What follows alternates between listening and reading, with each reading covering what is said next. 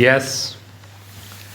मुझे याद नहीं पड़ता कि सन 1908 तक मैंने चरखा या करघा कहीं देखा हो विराम।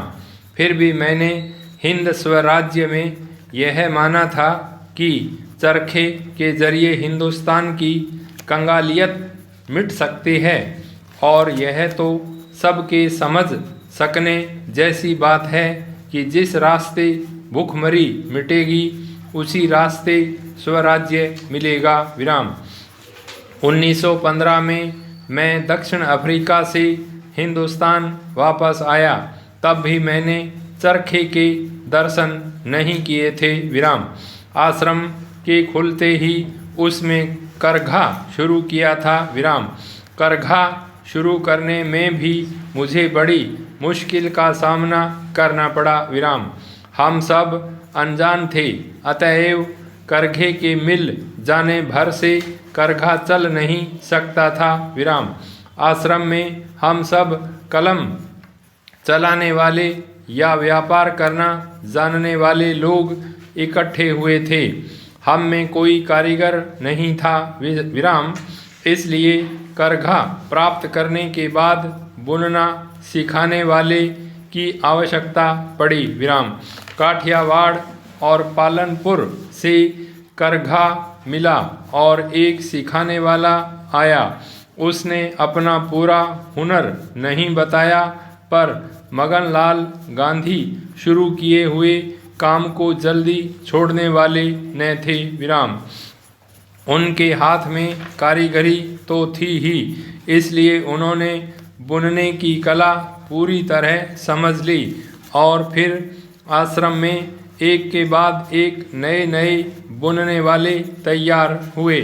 हम तो अब अपने कपड़े तैयार करके पहनने थे, इसलिए आश्रम वासियों ने मिल के कपड़े पहनना बंद किया और यह निश्चय किया कि वे हथकरघे पर देसी मिल के सूत का बुना हुआ कपड़ा पहनेंगे।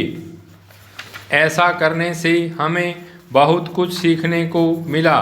हिंदुस्तान के बुनकरों की जीवन की, उनकी आमदनी की, सूत प्राप्त करने में होने वाली उनकी कठिनाई की, इसमें वे किस प्रकार ठगे जाते थे और आखिर किस प्रकार दिन दिन कर्जदार होते जाते थे, इस सब की जानकारी हमें मिली।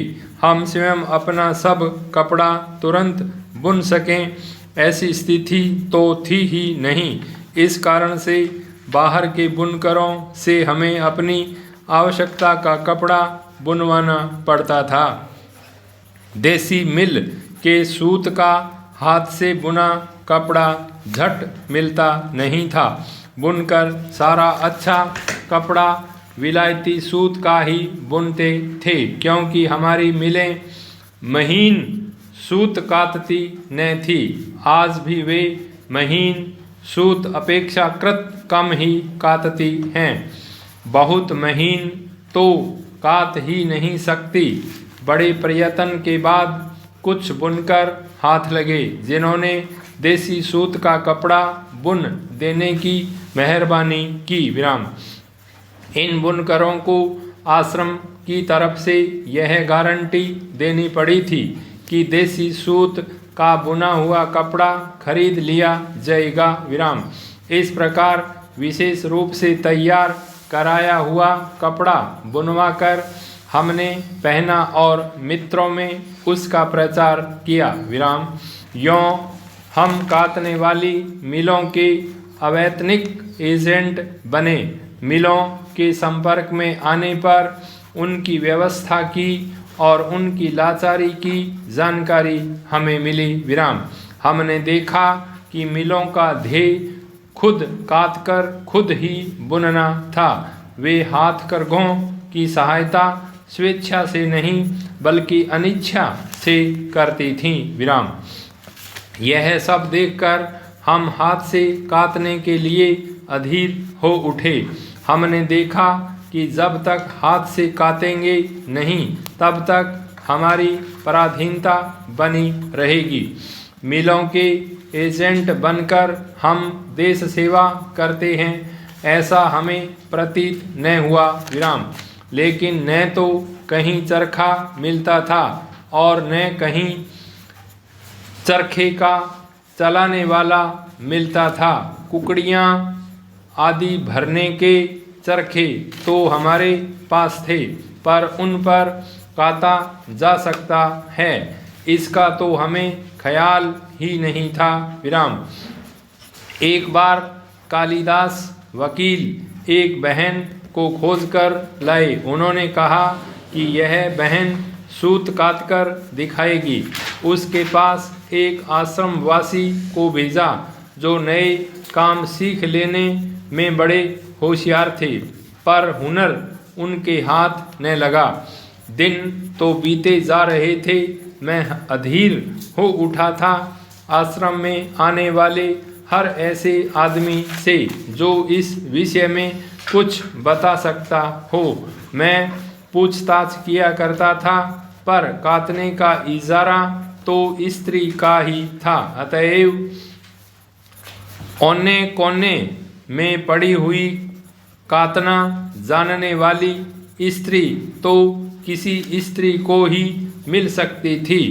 सन 1917 में मेरे गुजराती मित्र मुझे भरूच शिक्षा परिषद में घसीट ले गए थे। वहाँ महासाहसी विधवा बहन गंगाबाई मुझे मिली।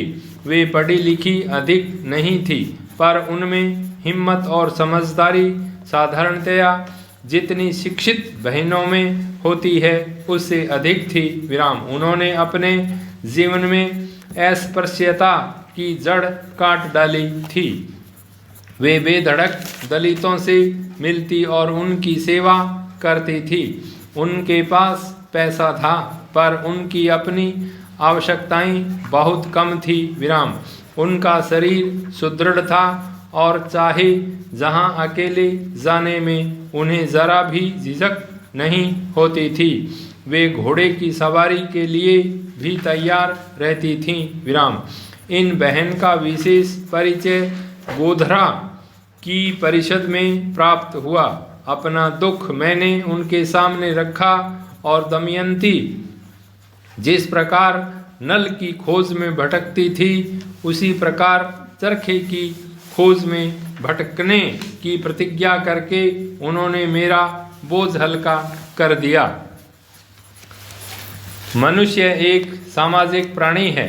समाज में रहते हुए उसे समाज द्वारा बनाए गए नियमों का पालन अनिवार्य रूप से करना होता है। यदि वह ऐसा नहीं करता है तो इससे सामाजिक मूल्यों का ह्रास तो होता ही है, साथ ही बहुत सी सामाजिक समस्याओं को पनपने का मौका भी नहीं मिलता है।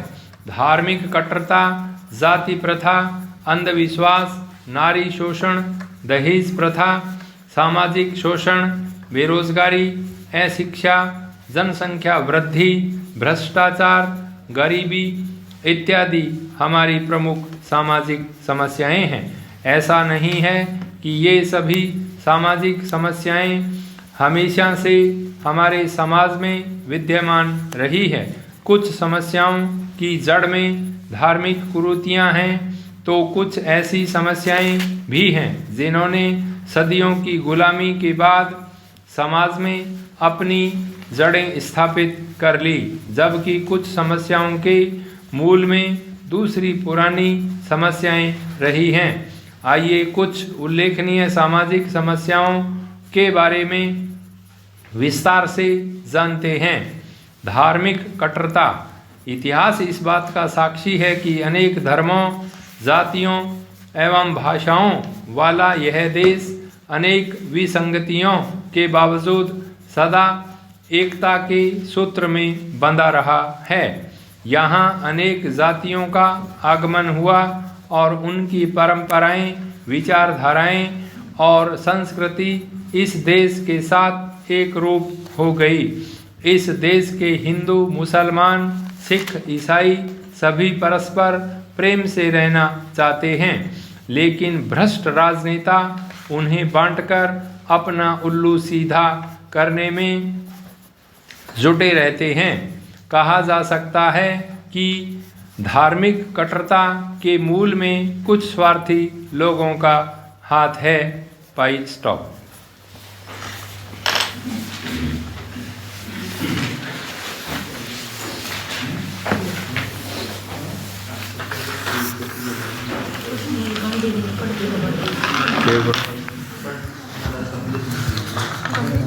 और ये चक्का